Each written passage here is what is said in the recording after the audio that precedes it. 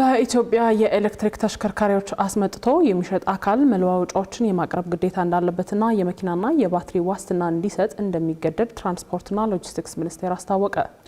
እንዲሁም ስለሚሸጡት መኪና ለገዢው አስፈላጊውን መረጃ የሚሰጥ የሰለጠነ የሰው ኃይል ሊኖራቸው እንደሚገባና ከዚሁ ጋር ተያይዞ የሚፈጠሩ ማጭበርበሮችን ለመከላከል መንግስት ቁጥጥር እያደረገ እንደሚገኝም ተነግሯል። ዳግማዊት ደረጃ ተጨማሪ አላት።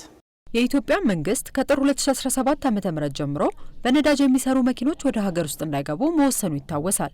ይህንን ተከትሎም መንግስት የኤሌክትሪክ ተሽከርካሪ ተጠቃሚዎችን ለማበረታታት ከውጭ የሚገቡትን ቻርጀሮች ነፃ ማድረግ እንዲሁም ግለሰቦችና የንግድ ድርጅቶች በኤሌክትሪክ ተሽከርካሪዎች ላይ ኢንቨስት እንዲያደርጉ የሚያግዝ የታክስ ማበረታቻ ተግባራዊ እያደረገ መሆኑም ይገለጻል። ኢትዮጵያ በየጊዜው ለነዳጅ የምታወጣውን ከፍተኛ የውጭ ምንዛሬ ለማስቀረትና የነዳጅ ተሽከርካሪዎች የሚለቁት ጋዝ ለአየር ብክለት መከሰት ከፍተኛ ሚና የሚጫወት በመሆኑ መንግስት ወደ ኤሌክትሪክ ተሽከርካሪዎች ፊቱን እንዲያዞር ማስገደዱን ከኢቢኤስ አዲስ ነገር ጋር ቆይታ ያደረጉት የትራንስፖርትና ሎጂስቲክ ሚኒስትር ዴኤታ በርኦ ሀሰን ተናግረዋል።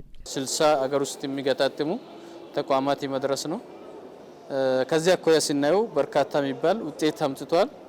ዓለም በተነቀበት አማራጭ በጠፋበት ሰዓትም እንደ ኢትዮጵያ ብዙ ከተሞች ላይ በግል የሚነዱ ብዙ ተሽከርካሪዎች አሉ።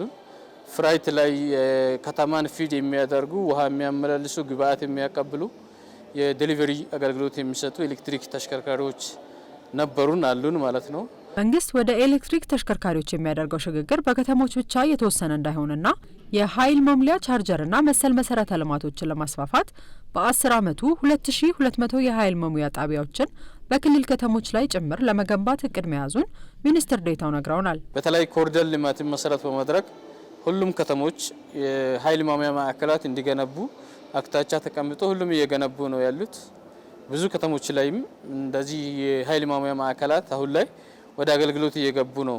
ለአብነትም ማንሳት ይቻላል እንደ ድሬዳዋ፣ ጅጅጋ፣ ጎንደር፣ ባህር ዳር፣ ወልዲያ፣ ደሴ፣ ደብረ ብርሃን፣ ሐዋሳ እነዚህ ከተሞች የኃይል መሙያ ማዕከላት ወይም ደግሞ ፋስት ቻርጂንግ ስቴሽኖችን ወደ ስራ አስገብተዋል።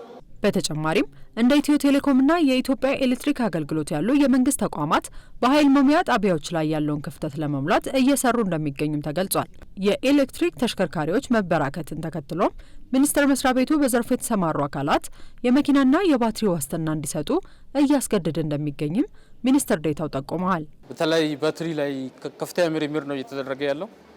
የባትሪ አሁን ሀገር ውስጥ አስገዳጅነት የባትሪ ዋራንቲ ለብቻ የመኪና ለብቻ ይሰጣል። ይሄ የማንደራደርበት ነው ማለት ነው። ምክንያቱም ኢንድ ዩዘሩን ወይ ተጠቃሚውን ህዝብ መጠበቅ ስላለብን በጥራት ደግሞ ስለማንደራደር 8 ዓመታት ሊስት ለባትሪ ዋስትና ይሰጣል። ባትሪ ሰከንድ ላይፍ ደግሞ ለማስቀጠል በሀገር ውስጥ ካሉ ትላልቅ ዩኒቨርሲቲዎች ጋር እየሰራን ያለ ነው። የኤሌክትሪክ ተሽከርካሪዎች ለገበያው አዲስ ከመሆናቸው ጋር በተያያዘ በሽያጭና ግዢ ወቅት ሊፈጠሩ የሚችሉ የማጭበርበር ድርጊቶችን ለመከላከል መንግስት ምን አይነት ቁጥጥር እንደሚያደርግም ሚኒስትር ዴኤታውን ጠይቀናቸው ተከታዩን መልስ ሰጥተውናል። ኤሌክትሪክ መኪና አስመጪዎች አንድ የሚጠበቅባቸው 5 ግዴታዎች አሉ። አንደኛ ከሚያመጡበት ከአምራቹ ዲለርሺፕ አግሪመንት መምጣት አለባቸው፣ ለዛ ፕሮዳክት ማለት ነው። ሁለተኛ ደግሞ ከመጡ በኋላ አስተማማኝ ዋራንቲ መቅረብ አለባቸው። ለሚሸጡት ፕሮዳክት ደግሞ ስልጠና መስጠት አለባቸው፣ የአጠቃቀም ትሬኒንግ መስጠት አለባቸው። እሱንም የሚሰጡበት ቱልስ የሰለጠነ ባለሙያ ይዞ መገኘት መቻል አለባቸው። ሶስተኛ ለዛ ፕሮዳክት ኦሪጂናል የሆነ ስፔር ፓርት መቅረብ አለባቸው አብሮ ማለት ነው። መኪናው ቢበላሽ አትሊስት ጥገና የሚሰጡበት የጥገና ክፍል ሊያዘጋጁ ይገባል ማለት ነው። እነዚህ 4 ጉዳዮች አውቶራይዜሽን ደግሞ በውጭ ጉዳይ በኩል የተረጋገጠ መቅረብ አለባቸው ማለት ነው። እነዚህ 5 አስገዳጅ አሰራሮችን ወደ ስራ እያስገባን ያለ ነው። እስካሁን ይሄን ያሟሉ ከ23 በላይ ተቋማት አሉ። በሌላኛው በኩል ደግሞ መጭበርበር የሚመጣው ከእጥረት ነው። እጥረቱን ደግሞ ለመቅረፍ ዓለም አቀፍ ተቋማት በተለይ በኤሌክትሪክ መኪናዎች ግንባር ቀደም አምራች የሚባሉ ተቋማት ወደ ኢትዮጵያ የመጡ ነው።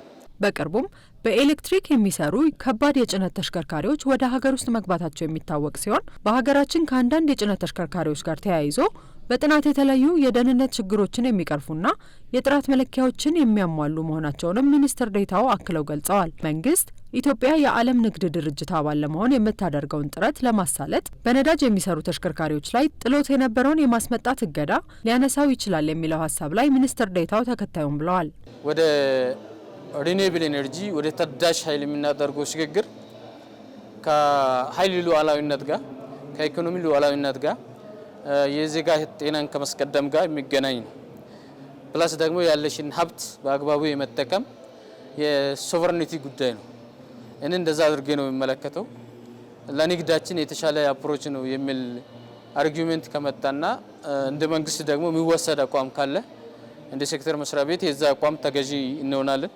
ኢትዮጵያ በ2030 ከ500 ሺህ በላይ የኤሌክትሪክ ተሽከርካሪዎች አገልግሎት ላይ እንዲውሉ ለማስቻል እቅድ መያዟን የገለጹት ሚኒስትር ዴኤታው 30 በመቶ ደግሞ በሀገር ውስጥ እንዲመረት ለማድረግ እንዲሁም በከተሞች ውስጥና ከከተማ ከተማ የሚደረጉ ጉዞዎች በኤሌክትሪክ ተሽከርካሪዎች ለማድረግ እየተሰራ ነው ተብሏል።